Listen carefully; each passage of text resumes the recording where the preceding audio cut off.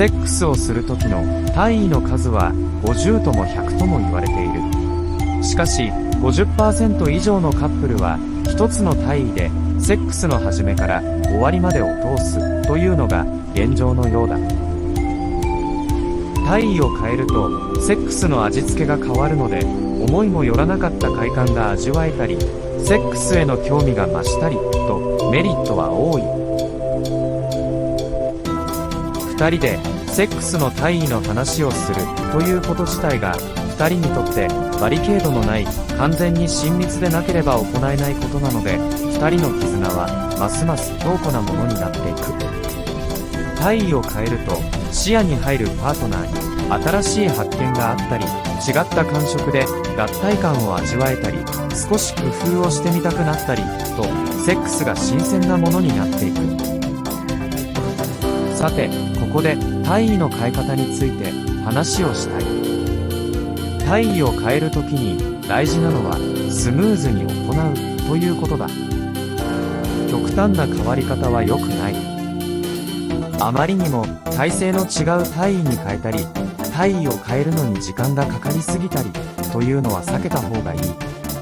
スムーズに体位を変えないと、せっかく盛り上がっていた体が冷めてしまってムードを台無しにしかねない。最高の結果が期待できる体位の変え方を紹介しよう。レズとかゲイとかいろいろある中で、ここでは普通の男女カップルに焦点を当てることにする。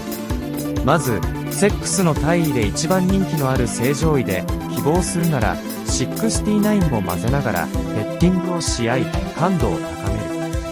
2人の準備が整ったらインターコースに入る。ここで注意してほしいのは、男性は下になっている女性に体重をかけすぎないことだ。そうすれば女性は圧迫感を気にしないで性感帯に集中できる。次にタイミングを見て、男性は女性の腰に手を回して彼女を起こし、自分は下になる。これが騎乗位だ。女性は性器の当たり具合を調節しながら興奮度を高めていける。その後、男性は女性を抱えながら上半身を起こし、2人とも座ったまま抱き合う。強い愛を感じ合える対面在がこれだ。そして最後に最初の正常位に戻り、オルガズムを迎える。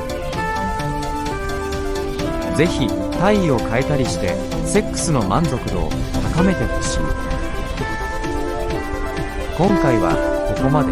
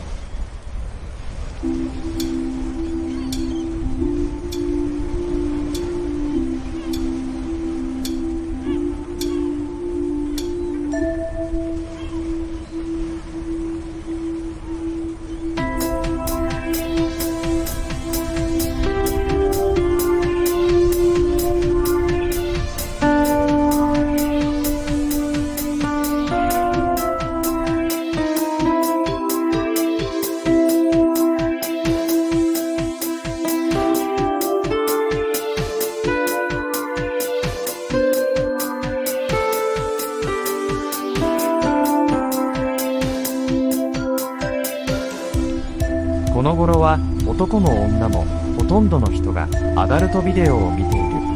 アダルトビデオは通称 AV と呼ばれる。一人で、カップルで、あるいはグループで、それぞれに AV を楽しんでいる。日本のアダルト映画は1960年代に初めて制作され、歴史を経て現在の AV に成長した。嬉しいことに、日本の AV は世界で一番愛される AV という調査結果が出ている。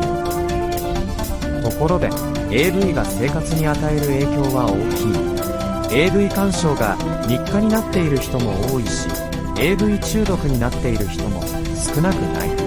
AV は生きる意欲を向上させる力を持っていると同時に、場合によっては健康に害を及ぼす原因にもなりかねない。 AV は個人や社会にとっていいものか悪いものかという論争は昔からあって、結局のところ答えはない。いい面もあれば悪い面もあるからだ。 AV がパートナー間の質の向上に役立つ場合もあれば、学業や仕事をおろそかにしてまで AV に夢中になってしまう場合もある。 AV の取り入れ方によって結果は変わってくる。